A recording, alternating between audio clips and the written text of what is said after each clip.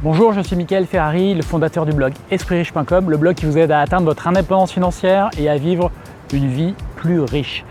Dans cette vidéo, je voudrais répondre à une question que j'ai très souvent reçue par le blog, que j'ai très souvent reçue par email, dans le forum, de partout, qui est: j'ai une somme d'argent, 3 000 euros, 5 000 euros, 1 000 euros, 10 000 euros, qu'est-ce que je peux en faire? Dans quoi je l'investis?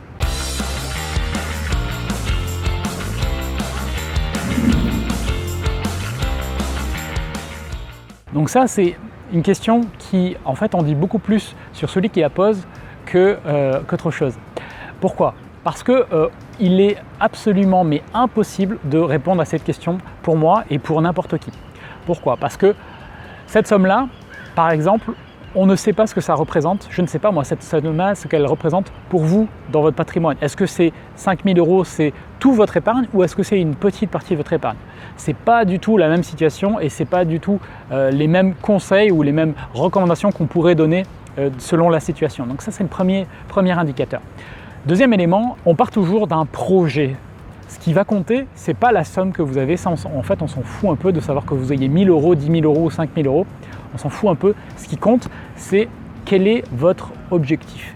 Que souhaitez-vous atteindre? Que souhaitez-vous créer dans votre vie de manière plus générale?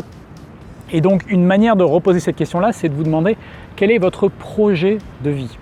Si par exemple, vous prévoyez d'être financièrement indépendant, vous avez cet objectif qui vous tient à cœur et que vous voulez être financièrement indépendant dans 5 ans, il y a des solutions qui sont plus adaptées que d'autres. Si votre objectif, c'est de garder cet argent pour en disposer dans 2 mois, ce n'est pas la même chose. Si vous avez l'objectif d'être financièrement indépendant, mais dans 20 ans, que vous n'êtes absolument pas pressé, vous avez une activité ou un job qui vous plaît et votre vie vous plaît comme ça, c'est pas du tout la même chose non plus. Si vous avez déjà investi par exemple dans l'immobilier et que vous souhaitez faire autre chose, c'est pas la même chose que si vous avez jamais investi et c'est la première somme que vous allez investir. Vous comprenez bien, c'est pas du tout la même situation. Donc il est impossible de répondre à cette question. Voilà la réponse que je voulais vous faire. Alors c'est pas forcément ce que vous souhaitiez entendre, mais c'est pas possible de répondre à ça. Donc quand vous allez poser cette question-là, vous pouvez faire des recherches sur internet, sur des forums, ou en cherchant avec cette question-là, vous allez voir, il y a parfois des réponses bien faites, puis beaucoup de réponses en fait, qui sont faites par souvent des vendeurs de produits. C'est-à-dire que quand vous posez cette question-là, c'est un peu un appel du pied à tous les vendeurs de produits, c'est-à-dire un vendeur d'assurance vie ou un vendeur de SICAV ou un vendeur de produits financiers qui va en fait tout simplement être tenté de venir vous proposer sa solution. La solution, c'est-à-dire qu'il va vous dire: tu as cette somme-là, moi je peux la placer, c'est placé à temps, voilà les conditions, etc. Sauf que ça ne va pas forcément répondre à votre objectif. Et souvent, quand on fait ça, il va se passer une chose, c'est qu'on va se rendre compte quelques mois ou quelques années après qu'en fait cet argent-là est mal placé.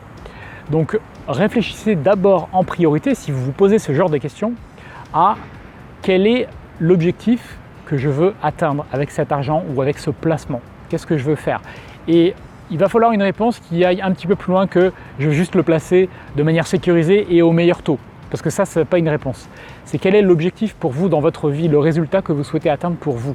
Pas le résultat que vous souhaitez pour votre argent, parce que ça, le placer à des très bons taux, c'est pas le problème d'une certaine manière. Il y a des placements qui existent, il y a des solutions qui existent, avec à chaque fois des avantages et des inconvénients. Donc, posez-vous la question, quel est l'objectif que vous souhaitez atteindre pour vous dans votre vie avec cette somme-là, avec cet argent-là? Dans quoi ça s'insère? Dans quel projet plus global cela s'insère? Voilà ce que je voulais vous dire par rapport à cette question très courante, surtout quand on débute.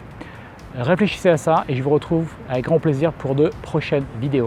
Salut! Téléchargez mon guide gratuit pour démarrer sur le chemin de l'indépendance financière. Pour cela, vous avez simplement à cliquer sur cette image et vous allez pouvoir télécharger mon guide gratuit, les 3 piliers pour être financièrement libre et rentier.